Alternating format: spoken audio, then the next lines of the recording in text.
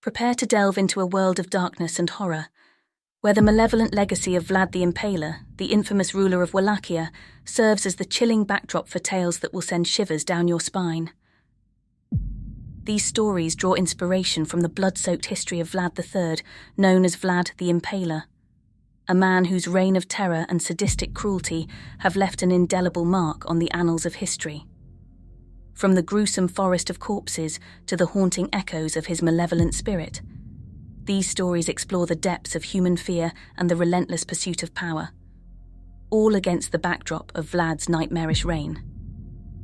Brace yourself for a journey into the macabre, where the line between legend and reality blurs, and the horrors of the past come to life in vivid and terrifying detail. Vlad's haunting forest, a nightmare unearthed. The moon hung low in the ink-black sky, casting a feeble light upon the dense, gnarled forest that stretched for miles around. The air was thick with a haunting silence, broken only by the occasional rustle of leaves and the whisper of a chilling breeze. I found myself deep within the Carpathian Mountains, embarking on a journey that would lead me to the infamous Forest of Corpses, a place that bore witness to the unspeakable horrors of Vlad the Impaler. My guide, a weathered and grizzled man named Stefan, had reluctantly agreed to lead me to the accursed place. His voice quivered with a mixture of fear and regret as he recounted the gruesome tales of impalement that had transpired in these haunted woods. "Ye be a fool to seek out the Forest of Corpses," Stefan muttered, his eyes darting nervously. "It be cursed ground, haunted by the tormented souls of Vlad's victims." I had heard the legends, the ghastly stories of how Vlad had turned this forest into a nightmarish realm of death, where the trees themselves bore the twisted remains of his victims. But I was a historian, driven by a morbid curiosity to uncover the truth behind the legends. We ventured deeper into the forest, the oppressive darkness closing in around us. The path was overgrown and nearly indistinguishable, as if nature itself had sought to reclaim this accursed place. Stefan's lantern flickered, casting eerie shadows that danced upon the gnarled trees. As we pressed on, the air grew colder, and a palpable sense of dread settled over us. It was then that we stumbled upon it, a clearing in the forest, bathed in an eerie pale light. Before us stood a grotesque sight that defied description. The trees were adorned with impaled corpses, their grotesque forms writhing in the unnatural breeze. The victims, their eyes wide with eternal terror, were skewered upon wooden spikes, their bodies contorted in grotesque poses. Blood dripped from their wounds, pooling at the base of the macabre display. Stefan recoiled in horror, his lantern clattering to the ground. "You've seen enough, lad," he pleaded, his voice trembling. "We must leave this cursed place before it claims us as well." But I couldn't tear my gaze away from the nightmarish scene. It was as if the forest itself had become a living nightmare, a grotesque memorial to Vlad's reign of terror. As I studied the gruesome tableau, a voice echoed through the clearing, a voice that seemed to emanate from the very trees themselves. "Welcome to my forest," it whispered, a chilling and ethereal tone.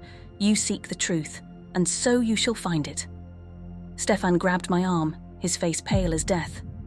"We must flee now," he urged, but it was too late. The impaled corpses began to move, their limbs contorting in unnatural ways as they descended from their wooden spikes. They moved with a grotesque and fluid grace, their lifeless eyes fixed upon me. "Who are you?" I stammered, my heart pounding in my chest. The voice spoke again, this time emanating from one of the reanimated corpses. "I am Vlad Dracula," it hissed, "and I have been waiting for you." The forest seemed to come alive, the very trees themselves twisting and contorting, their branches forming grotesque shapes. It was as if the very earth had conspired to create a nightmare beyond imagination. Stefan and I tried to flee, but the forest itself seemed to conspire against us, the path twisting and turning, leading us deeper into the heart of the nightmare. The reanimated corpses closed in around us, their rotting hands reaching out to seize us. Stefan cried out in terror as they dragged him into the writhing mass of bodies. I could hear his screams echoing through the forest as I stumbled forward, the darkness closing in around me. I was alone now, surrounded by the abominations that once were Vlad's victims. They moved with an eerie purpose, their empty eyes fixed upon me, their mouths contorted in silent screams. I knew then that I was trapped in this nightmarish realm, destined to join the ranks of the impaled corpses that haunted the forest of corpses. Vlad's malevolent spirit had claimed me, and I would never escape the horrors that awaited me in the cursed woods. As the reanimated corpses closed in around me, their twisted forms contorting in grotesque dances, I could hear Vlad's voice whispering in the wind, a haunting refrain that echoed through the ages. "You sought the truth," he whispered, "and now you shall become a part of it." And with that, the nightmare of the forest of corpses consumed me, and I became one with the eternal horrors of Vlad the Impaler's twisted legacy.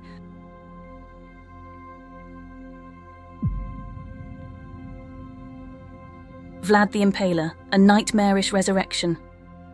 In the dim light of a crescent moon, the misty Carpathian mountains loomed like ancient sentinels guarding the secrets of Wallachia. Nestled within these forbidding peaks lay the land of Vlad the Impaler, a place shrouded in darkness and dread. It was the 15th century, and the village of Sigishora bore the weight of a fearful legend.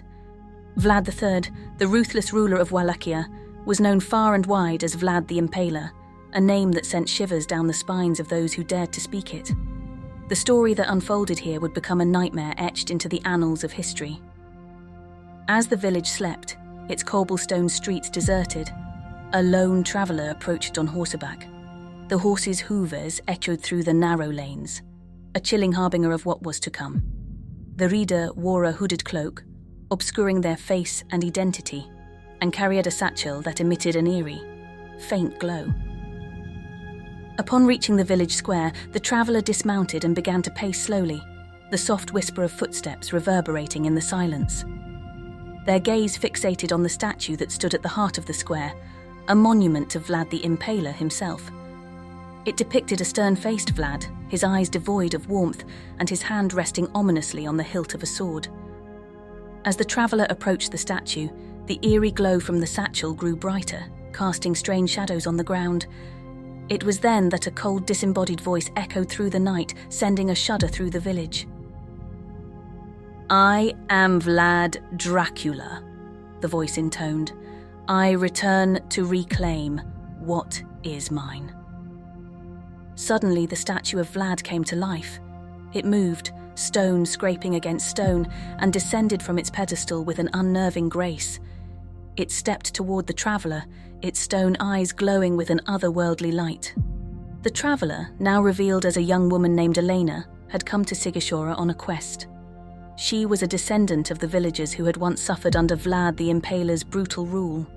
Her family had passed down stories of the horrors inflicted upon their ancestors, and she had come seeking answers and vengeance. But what she faced now was beyond her wildest nightmares. The animated statue of Vlad drew closer, its menacing presence filling her with terror. It spoke again, its voice like a whisper in the wind and the rumble of thunder combined. "You seek to avenge the past, Elena," it said, "but you know not the depths of my cruelty. You shall witness the horrors that I have wrought." The ground beneath Elena's feet quivered as if responding to the statue's command. From the earth emerged twisted, gnarled roots, their tendrils wrapping around her ankles, rooting her in place. Panic surged through her veins as she struggled against the unnatural restraints. With a wave of the statue's hand, the satchel Elena carried was torn from her grasp and floated before Vlad's stone visage. It opened to reveal a pulsating crimson heart, still beating. The heart was no ordinary organ. It was a relic of Vlad's reign, said to contain the essence of his malevolence. The heart levitated toward Elena, suspended in the air by some unseen force. It pulsated with an unholy rhythm, casting a grotesque red glow upon her face. The roots tightened their grip as the heart drew nearer, and she could feel its malevolent presence seeping into her very soul. Elena's screams pierced the night, echoing through the village square, but no one stirred. It was as if the village itself had been swallowed by the darkness, ensnared in the grip of Vlad's vengeful spirit. As the heart drew closer, Elena's vision became a swirling maelstrom of torment and despair. She saw flashes of Vlad's reign, the impalements that stretched for miles, the forests of the damned, and the tortured souls who had dared to defy him. She witnessed the bloodlust that had consumed him, the madness that had driven him to commit unspeakable atrocities. The heart entered Elena's chest, sinking into her very being, her body convulsed, racked with agony as Vlad's malevolence merged with her own consciousness. She became a vessel for his dark spirit, a conduit for his insatiable thirst for vengeance. As the transformation reached its climax, Elena's body contorted and twisted, her skin turning ashen, her eyes glowing crimson. She had become a living nightmare, a monstrous embodiment of Vlad the Impaler's malevolence. With newfound power coursing through her veins, Elena lifted her hands, and the roots that had ensnared her sprouted into grotesque appendages. She directed them toward the statue of Vlad, which had returned to its pedestal, and tore it asunder, reducing it to rubble. With a chilling smile that mirrored Vlad's own cruelty, Elena turned her gaze toward the village. The eerie glow of her eyes illuminated the streets as she began her reign of terror. She unleashed a wave of impalements that stretched from one end of Sigishora to the other, the very ground itself serving as her instrument of horror. The villagers, now awake and horrified, fled in terror, but there was no escape from the nightmare that had befallen them. Vlad the Impaler had returned, not in flesh and blood, but as a malevolent force that would haunt Sigishora for eternity. As the first rays of dawn broke through the mountains, they illuminated the desolation that had consumed the village. The twisted roots and impaled bodies bore witness to the unholy transformation that had taken place that night. Vlad's vengeance had been unleashed, and Sigishora would forever be known as a place where darkness and horror reigned supreme. Thanks for watching. To support us, please like and subscribe.